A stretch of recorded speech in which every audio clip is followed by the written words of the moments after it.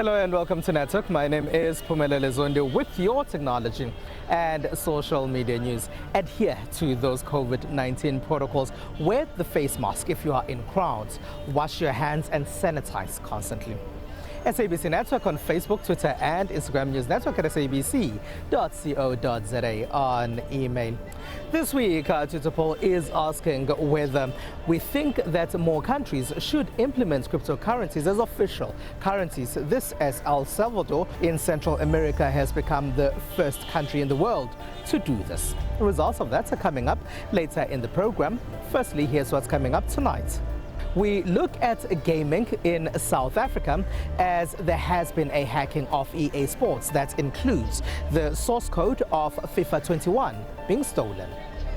We find out about a new lab that aims to help young people from disadvantaged communities in George. And in our conversation, we chat about skills for young people.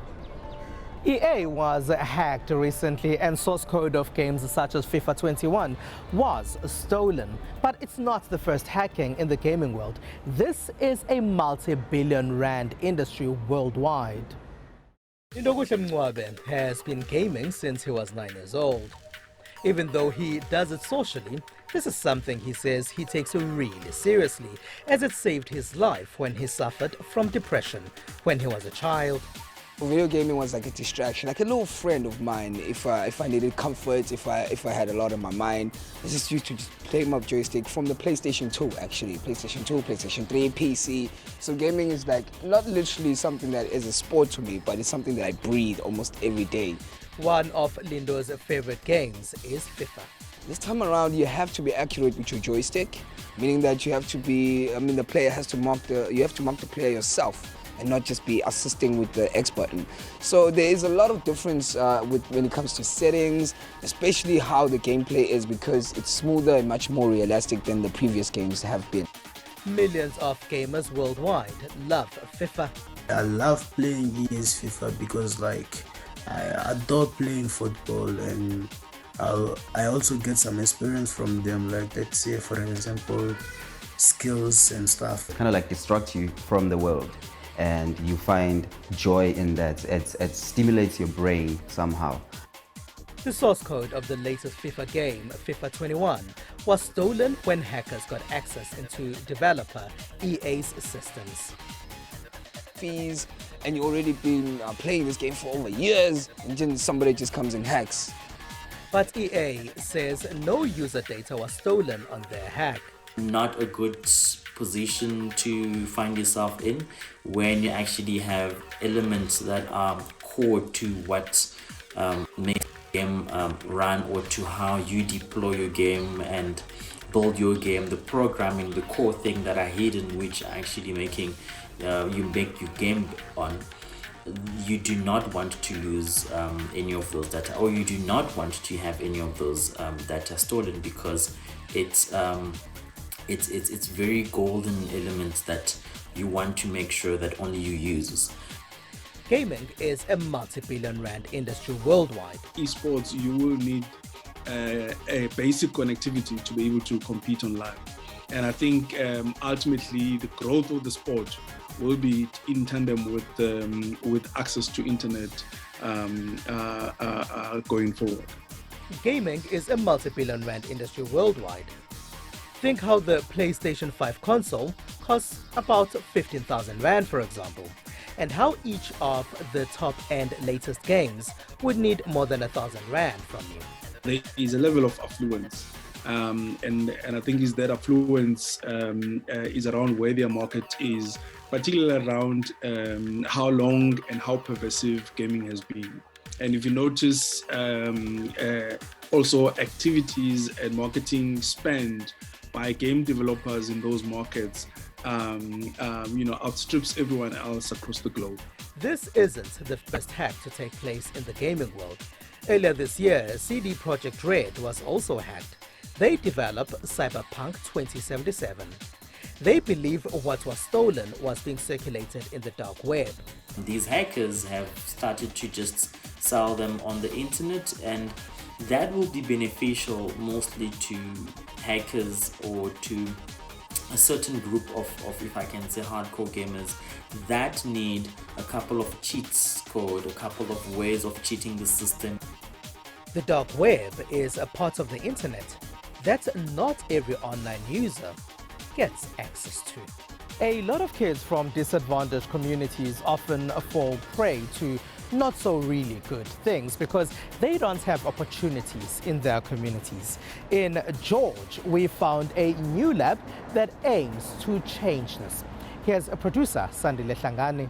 In comparison to private schools, public schools are facing the reality of almost having no computers at their disposal. At these schools, IT knowledge is very limited and the learners are facing the consequences. To increase the knowledge, Sakikamva Foundation is donating STREAM labs on the Garden Road schools in the Western Cape. Hitherlands High School in George is the first beneficiary. If we think about what the world of work is going to look like in a couple of years' time, this is a high school. In 4 to 10 years' time, they are going to enter the world of work. So we need to prepare them for the new skills that they need in the 21st century workplace. Things like, we don't even think about collaboration, critical thinking, problem solving, and this STREAM laboratory exposes learners to the development thereof. This is done through public and private sector partnerships in the province. I think there's a gap in terms of where the private sector comes in and what we do in the communities as well. We tend to go out in the communities, build labs, and forget about it. But what we're doing differently now is saying that let's go into the communities that give that exposure to our kids that we didn't have, where we did not just bring in computers and technology, but we bring in the whole 4IR experience, which is your robotics, which is your coding, together with your STEM and computers all in one. As the Western Cape Education Department, we absolutely delighted to be able to partner and work in collaboration with Software AG as well as Sakikamva Foundation, because as the Western Cape Education Department, we are on the verge of launching a new subject in the curriculum called coding and robotics. And the STREAM lab and the drone lab absolutely seamlessly complies with this new subject. Many of these learners here are from disadvantaged communities, but they are determined to make good use of this new facility. I can learn a lot of knowledge, and that knowledge will help me to get a good job. I'd like to study engineering one day, so I think these skills might help me in university, college. Learning about robotics, it will help us in the future so that we can also provide our family. Some say the space will give learners the opportunity to collaborate and create. We're going into the maths and the science, especially maths and science, and then we will use this robotics and coding as a sort of an enrichment course until the CAPS is finished. While this has been praised, the Department of Education urged the community to work with the school and other stakeholders to avoid break-ins and theft. Such scenarios have taken place in other parts of the country where schools would have received similar resources. And when you get the buy-in of the community and they see the advantage and they are roped in. So, for example, we are going to open the lab as well for after-school classes for the community to be able to use it. So for those who've never had the opportunity when they were at school, we're saying it's never too late. Teachers will also receive training to capacitate them to teach a 4IR geared education to their learners. Educators, of course, will be receiving very similar training or the same training, so that we empower the educators as well to transfer that knowledge. All out of STREAM laboratories is an ongoing effort to bring learners into quality tech spaces to learn, create, and collaborate. You probably would have heard about the tech innovation centers that exist in many parts of the countries. A lot of these are in Johannesburg and Pretoria, but we visited one in Mahikeng. In the heart of Mahikeng in the Northwest Province lies this digital hub, a co-working techno hub founded by Joseph Ndaba with the aim of creating an innovative platform to support local businesses and the youth of this town. The digital hubs it's a one-stop shop for technologists.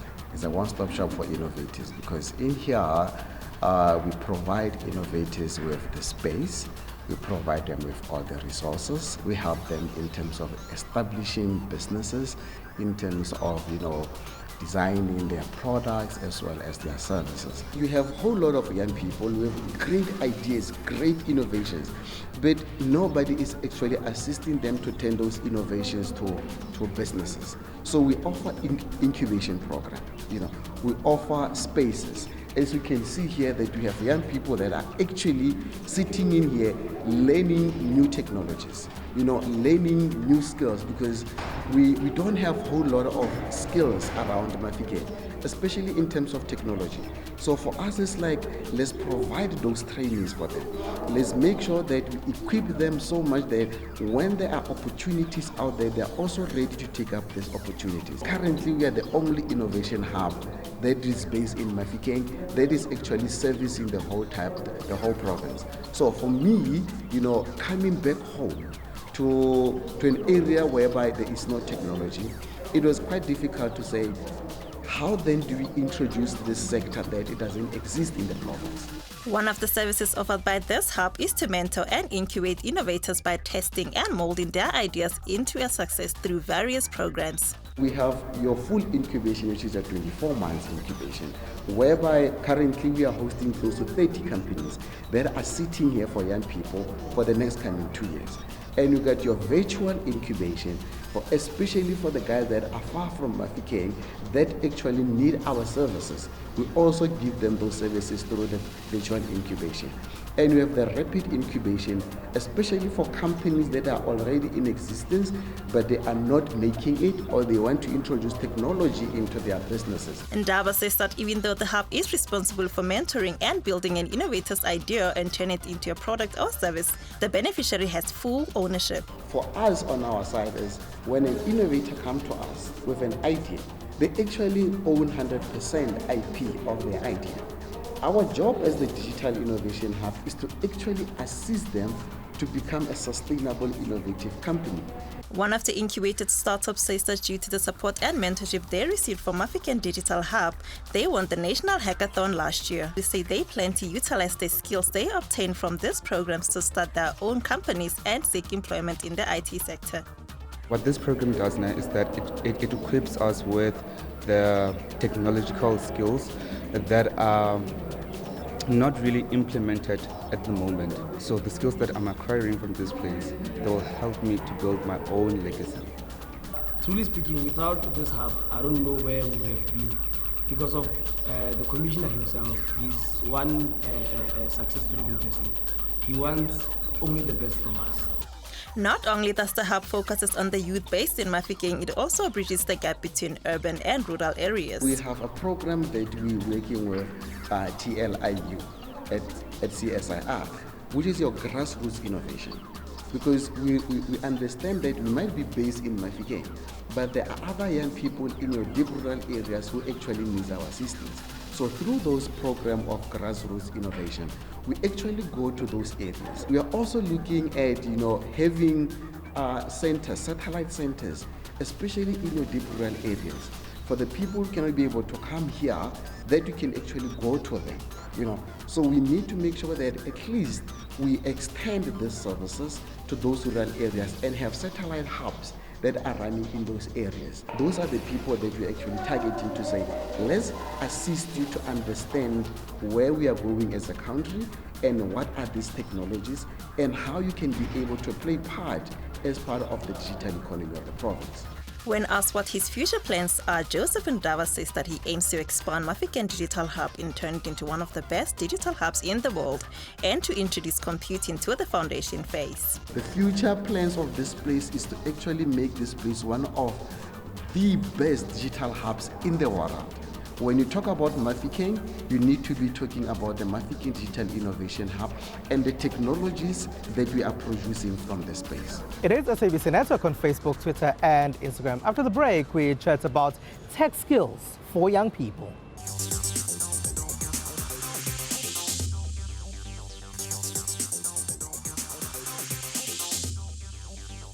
It is SABC Network on Facebook, Twitter and Instagram. News Network at sabc.co.za. On email, welcome back. It's Youth Month and we often hear about a high youth unemployment rate in South Africa. And what is also no secret is that a lot of South Africans don't have the digital skills that are needed for what is often termed the fourth industrial revolution. There are organizations that are trying to fill that gap and trying to retrain some young people. You may think about various programs by Geek Culture, for example. You may think about initiatives such as We Think Code. But to help us understand this better and tell us about retraining of young people is Barta Basu from Geeks for Learning. Hello and thank you very much for joining us, Barta. Maybe if you can start by telling us about this digital skills shortage that we have in South Africa. The skill shortage is mainly in line of the new digitizations and the fourth industrial revolution that all industry looking for in terms of robotics, IoT, machine learning, artificial intelligence, 3D printing. So these modern skills are in big demand and there is very scarce in the market. For about 2 decades now, you find a lot of South African companies having to go to Asia to get some of those skills. What caused this gap in South Africa? See, the South African traditional training was done to fulfill the ICT skills that required in the market generally. But there is a big change in the current demand that happened in the last 2 years towards the digitization and as well as the fourth industrial revolution that came with all the new technologies. The new technologies are not a part of our tertiary education. And there is not many organizations and not many people is not aware of that those kinds of training are available in the country. And there is also a scale in the market for the training of these areas of the modern technologies. But as Geeks for Learning, what's your contribution towards closing that digital skills gap? Okay, Geeks for Learning is a specialized ICT skills development and training provider. And how we work, we partner with various businesses, private or government businesses, where we look into the requirement and the technology roadmap for future.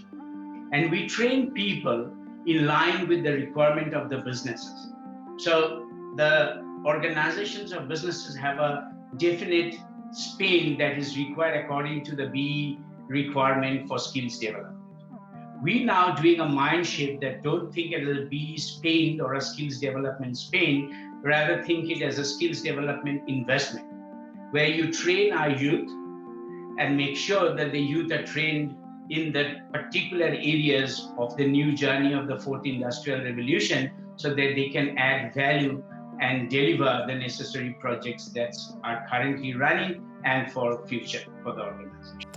We often speak about this fourth industrial revolution and you find that a lot of young people still don't quite get what it actually is. Maybe, Barta, if you can briefly explain and break it down to us and where we are in the fourth industrial revolution. Okay. See, the first part of the revolution that has already started is the digitization. So the paperless way of working, making sure the process are handled online and digital. Post that, the fourth industrial revolution has technologies like artificial intelligence, machine learning, robotics, Internet of Things, which is known as IoT, and quantum computing and even 3D printing. So those are the areas, and there are many more, but these are the areas where all industries are focusing to ride into this revolution.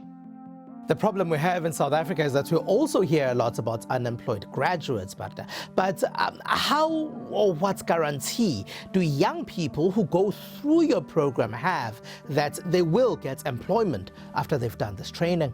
Geeks for Learning's training is guaranteed employment. That's the main focus. Our main focus is youth empowerment and youth employment. So in ICT, in the world of ICT, the only constant is change. So there is a continuous change in the market with the new technologies coming and the new technologies that can actually be the backbone of all industry and businesses to ride on to this fourth industrial revolution. So what we're doing, we are partnering with organizations to actually understand the requirement of the business for the technology that they require and the skills that they are requiring. And we're trying to train them in line, apart from their tertiary education. So train them so that the businesses can utilize them and employ after the skills development period or the learnership period is over, they can utilize them to deliver their projects. Is it online or do they have to go to a physical space? The training is fully online and on-prem. So we offer on-prem, that means on the premises of businesses. We have a campus in Harlingham offices, and we also provide the entire training online. All right, Partner Basu, thank you very much for being a part of our network this evening. And with that, let's take a short break.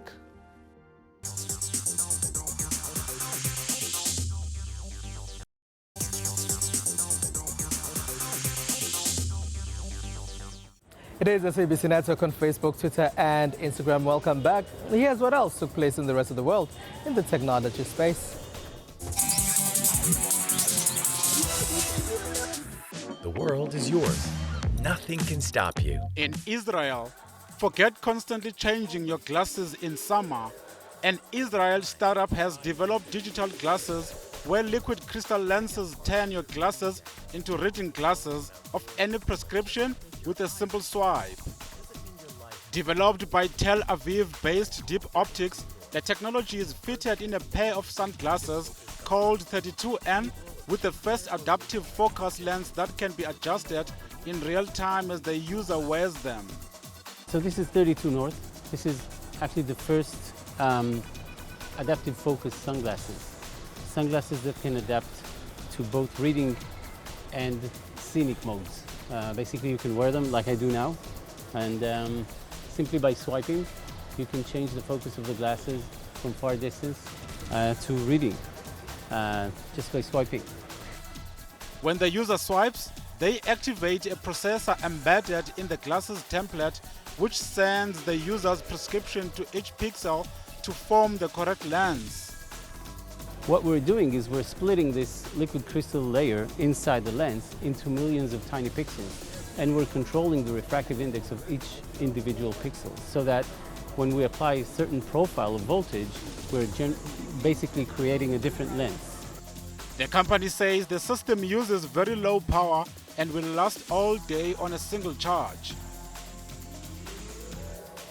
A full-size pilotless flying race car has taken to the sky for the first time ahead of remotely piloted races to be held later this year at 3 international locations still to be revealed. The Mk3 first flight brings the company's goal of an electric flying car Grand Prix one step closer.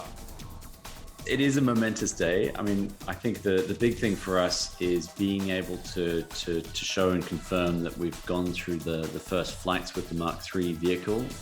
We haven't been able to share anything like that, and it's been a huge huge piece of engineering work to get to this point and to be able to showcase the Mark III to the world and show that flying car racing is just around the corner, and we've come this far. That's pretty huge. Aluta says this Mk3 S-Speeder is a multi-copter craft based on a Formula One car. His ultimate plan is the S-Speeder race series of piloted multi-copters, but he's using the EXA series. And so I look back at what happened 100 years ago, or over 100 years ago, in the last great mobility revolutions, when the dawn of the automobile and the aeroplane, and what accelerated that, what drove acceptance, what drove technology. And it was always racing. If you go back far enough, the first application is always racing. The pilots will remotely race on augmented reality sky tracks visible to an audience watching via digital stream. RSE has partnered with plane makers Airbus to launch races of 3 different classes of electric aircraft. Now, El Salvador, a country in Central America, became the first in the world to accept Bitcoin as one of its formal currencies. Now, this week, our Twitter poll is asking you if you think more countries around the world should consider doing the same. 48% of those that responded to our poll say yes, that is the majority. At 34% are those of you who say no. There's a further 18% in the minority. Those are people who say they don't know. We also have a response from protocol_sats who says more countries will follow. The infrastructure build-up and developments around the blockchain and Bitcoin itself is making this inevitable. He says he won't even mention the entire cryptocurrency space. All right, and that's it. That's all we have for you. Find us on SABC Network on Facebook, Twitter, and Instagram at News Network at sabc.co.za on email. Remember to wear that face mask, keep that social distancing, wash your hands and sanitize. From me, it's Phumelele Zondi and the rest of the team. Have a good one. Goodbye.